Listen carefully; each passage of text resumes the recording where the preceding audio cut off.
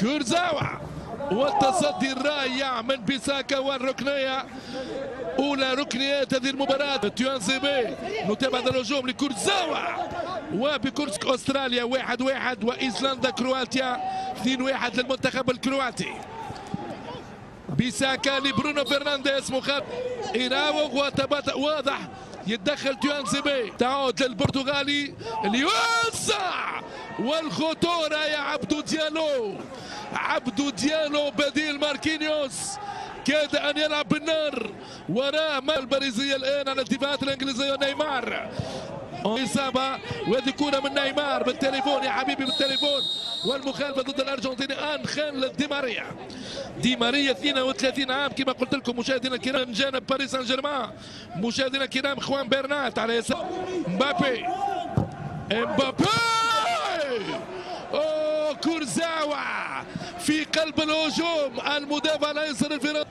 إيريرا يغير المكان بعيد الكرة منه ونيمار يعدي ويمر هنالك مخالفة وبالتبع كرة لصالح البرازيلي نجم السيليساو 64 هدف.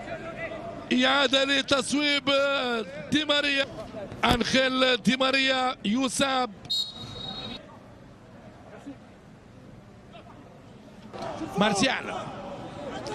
مارسيال أنتوني مارسيال يصاب الكرة بعيدة أمامنا. أنتوني مارسيال فورد أمام سبيرز توتنهام 6-1 وهذه كرة جولة ثانية خسارة في أولد ترافورد ضد كريستال بالاس. يضغط الآن اليونايتد لوك شاو وأنتوني مارسيال وضربة جزاء.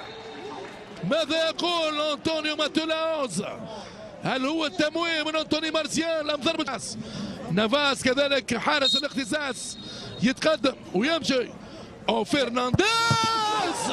ما زلت نحكي ونقول وانه كايلور نافاس هو كذلك حارس بالاختصاص في ركلات الترجيح.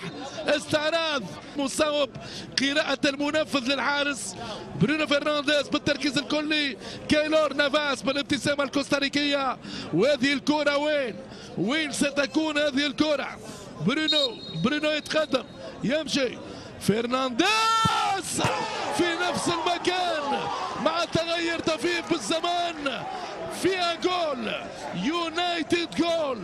يونايتد جول بسرعة لأنطوني مارسيال أليساندرو فلورنزي سجل هدف تاريخي في دوري أبطال أوروبا.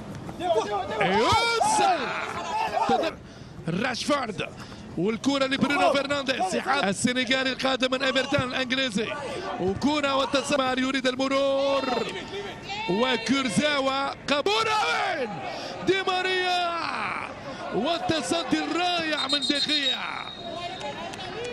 انخيل دي ماريا في تاريخ البي اس جي بدوري ابطال اوروبا. ونيمار يعدي ام لا؟ نيمار يوسع والروعة للوك شاو روعة لوك شاو. لكن هنالك للأمانة دور كبير في تمشيط منطقة المناورات وبرونو فرنانديز أكثر من باريس سان جيرمان ومبابي.